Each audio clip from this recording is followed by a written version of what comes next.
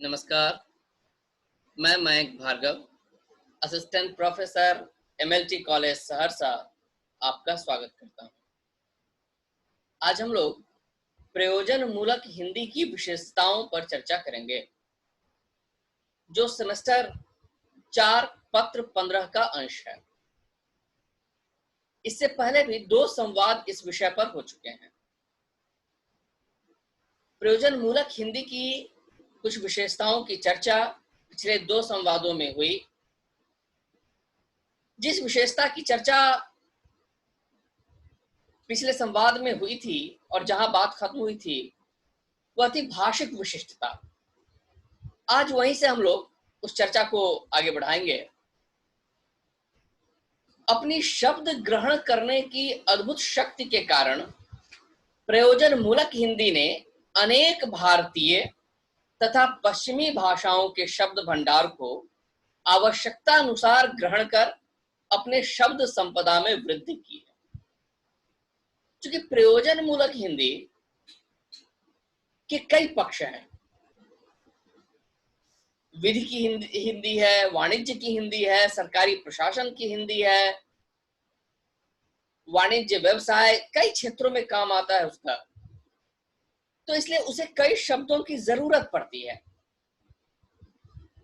और प्रयोजन मूलक हिंदी का विकास विभिन्न भाषाओं से शब्द ग्रहण कर हुआ है। यह इसकी अद्भुत पाचन क्षमता है कि इस भाषा ने कई भारतीय भाषाओं से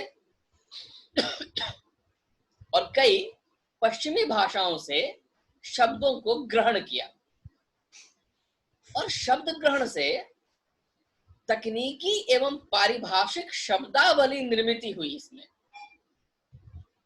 क्योंकि प्रयोजन मूलक हिंदी में तकनीकी एवं पारिभाषिक शब्दावली पर बल होता है, ज्यादा काम उसका होता है।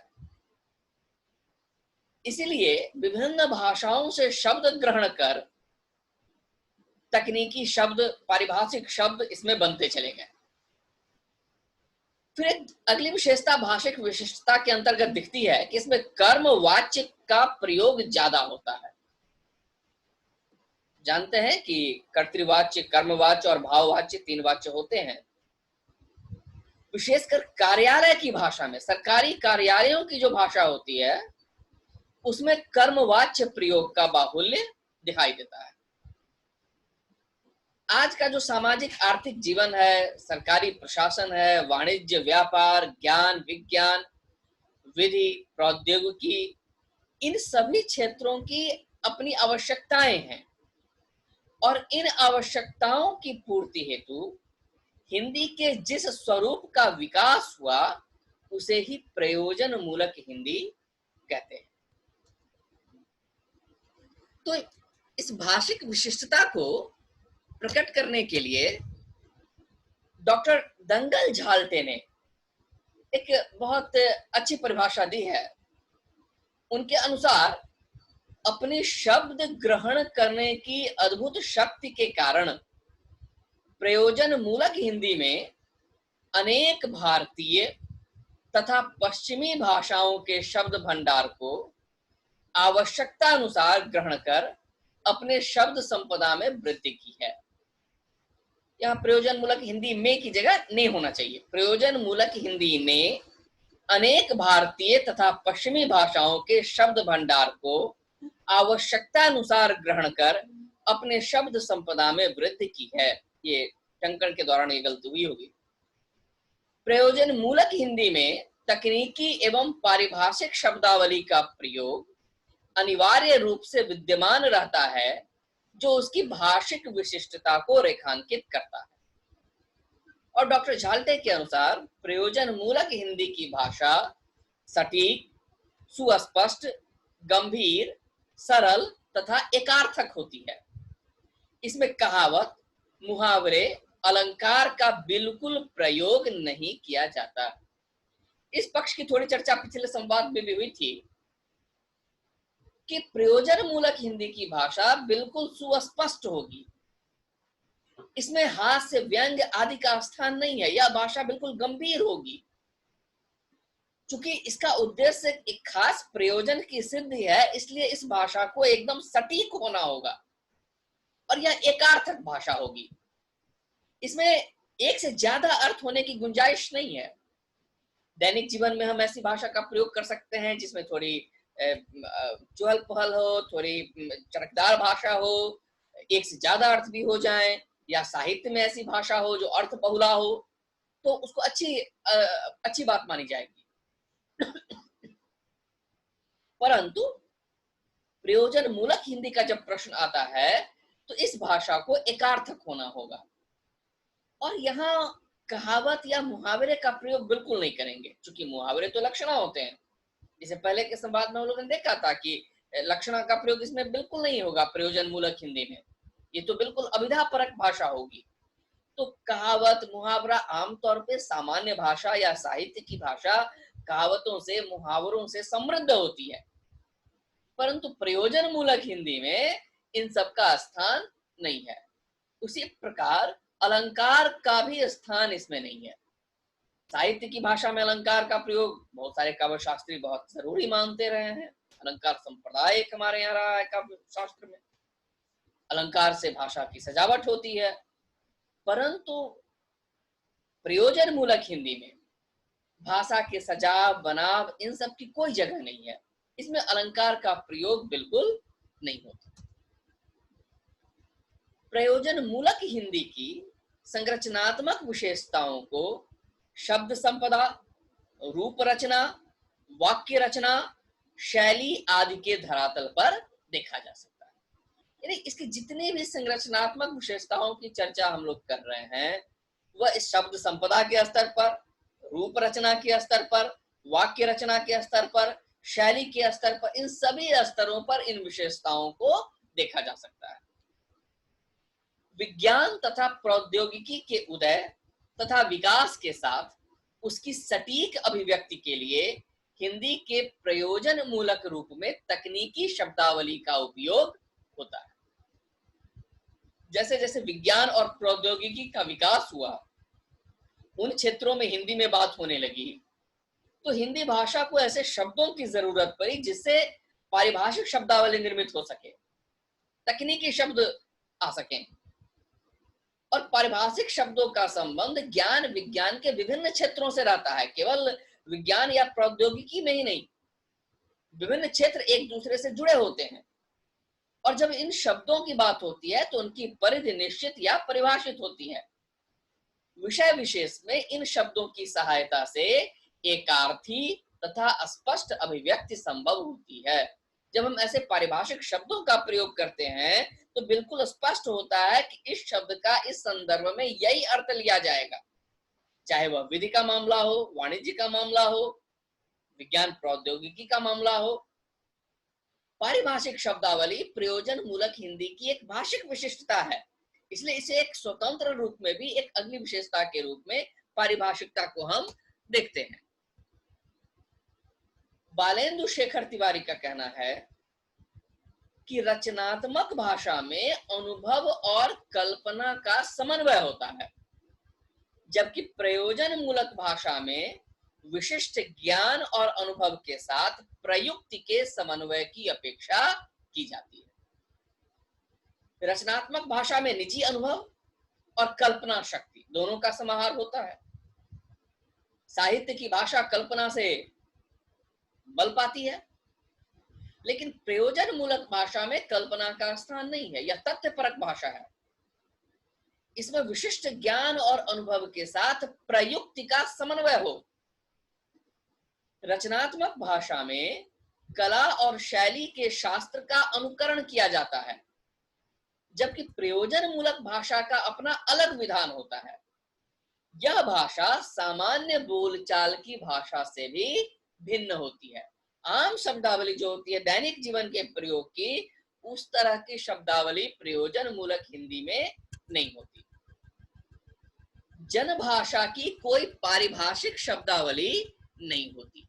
जब आम सामान्य व्यक्ति जो जिस भाषा का प्रयोग करता है उसकी अपनी कोई शब्दावली नहीं होती, उसमें तकनीकी पारिभाषिक शब्द इसका यही अर्थ हो बहुत जरूरी नहीं है। उसमें भाषा के मानक रूप के प्रति विशेष सावधानी भी नहीं बरती जाती। इसके विपरीत प्रयोजन मूलक भाषा प्रत्येक विशेष प्रयोजन के लिए अनुकूल पारिभाषिक शब्दावली का निर्माण स्वीकार करती है तथा भाषा की मानक संरचना के प्रति सजग रहती है।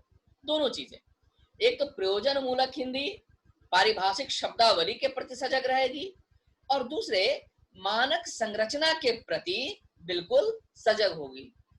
इस भाषा में भावुकता और कलाकारी के लिए कोई स्थान नहीं होता।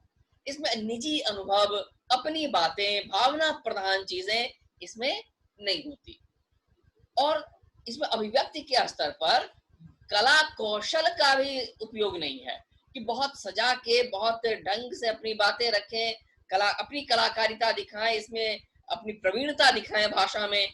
इसमें इन सबों की कोई जगह नहीं होती। प्रयोजन मूलक भाषा का एकमात्र उद्देश्य अपने प्रयोजन विशेष की सिद्धि होता है। प्रयुक्ति परकता, इसकी थोड़ी चर्चा इससे पहले के संवाद में भी हो चुकी है, पर एक अलग विशेषता के रूप में भी इसे देखा जा सकता है। भाषा के प्रयोग पर आधारित प्रयोग को प्रयुक्ति या रजिस्टर कहते हैं। भाषा प्रयुक्ति की पहली विशेषता है उसकी पारिभाषिक शब्दावली, अर्थात इसके अंतर्गत ऐसी शब्दावली का प्रयोग संदर्भ के अनुसार परिभाषित रहता है। शब्दों के अर्थ विषय एवं संदर्भ के अनुसार निश्चित होते हैं। संदर्भ विषय एवं प्रयोजन के अनुसार भाषिक स्तर पर प्रयुक्त होता है। अतः विषय वस्तु का प्रभाव भाषा प्रयुक्ति पर अनिवार्य रूप से पड़ता है। और ये जो भाषा प्रयुक्ति है यह अपने आप में एक भाषा का रूप है। तो भाषा रूप में अभिव्यक्ति शैली की अपनी एक विशिष्ट भूमिका है। प्रयुक्ति का अगर शाब्दिक अर्थ देखें तो इसका अर्थ है प्रयोग में लाया हुआ।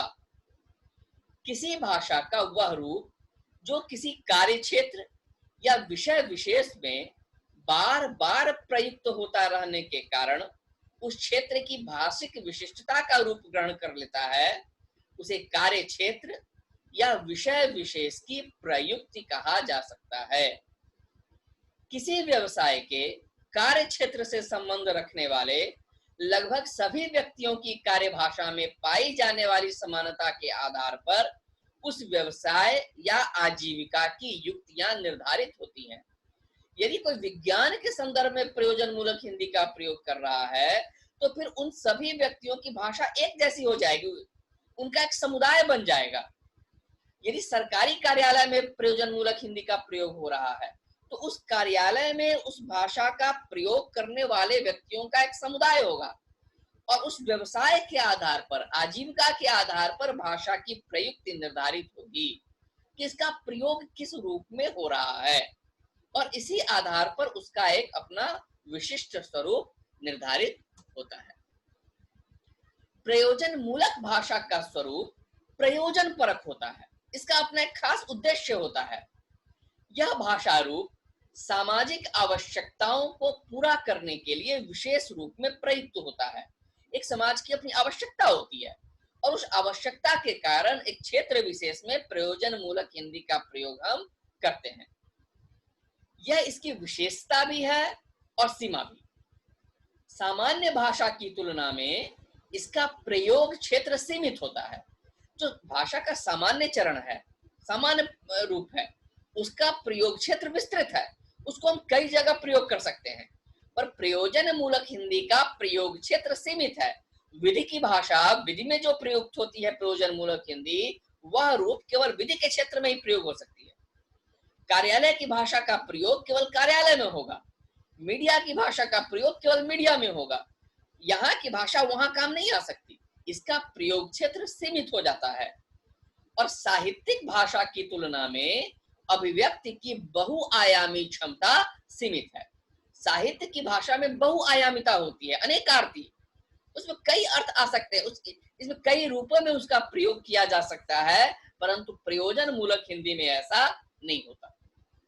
इस संबंध में डॉक्टर विनोद गोदरे ने लिखा है कि साहित्यिक भाषा में कलाग्रह के कारण भाषा साधन से साध्य बन जाती है।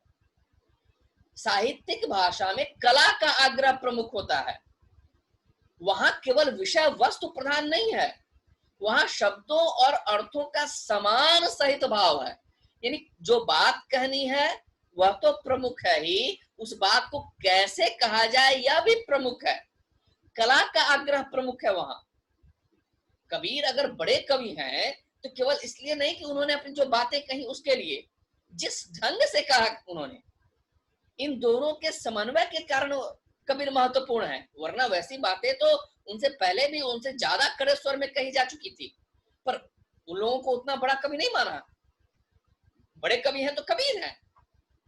तो कला का आग्रह प्रमुख है साहित्यिक भाषा में, परंतु और इसी कारण वहां भाषा साधन से साध्य बन जाती है। भाषा का काम है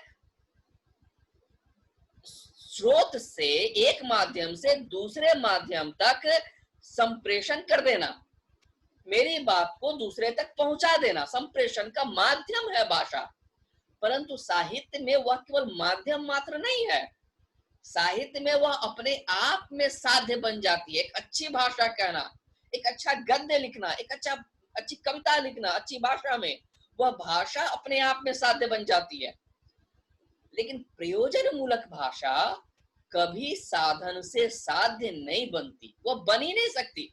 भाषा अपने आप में साध्य नहीं है प्रयोजन मूलक हिंदी में। यहाँ जो उद्देश्य है, जिस उद्देश्य के कारण प्रयोजन मूलक हिंदी का उपयोग किया जा रहा है, उस उद्देश्य की पूर्ति ही अपने आप में साध्य है, इसके अलावा कोई दूसरा उद्देश्य नहीं। तो प्रयोजन मूलक भाषा कभी भी साध्य नहीं हो सकती। यहाँ वह केवल साधन है, उस उद्देश्य की पूर्ति का साधन। इस प्रकार साहित्यिक भाषा भाव एवं संवेदन की भाषा है।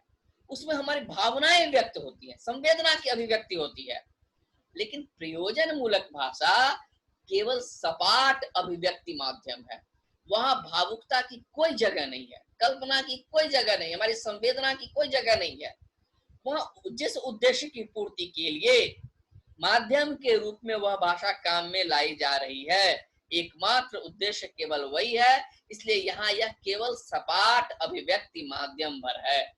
यदि कोई कार्यालय में कोई क्लर्क नोटिंग कर रहा है, कोई टिप्पणी लिख रहा है और उसमें अपनी भावुकता मिला दे वह, तो प्रयोजन तो उसका उद्देश्य पूरा नहीं हो पाएगा। उसे हम प्रयोजन मूलक हिंदी नहीं कहेंगे, वह फिर कार्यालयी हिंदी नहीं रह गई।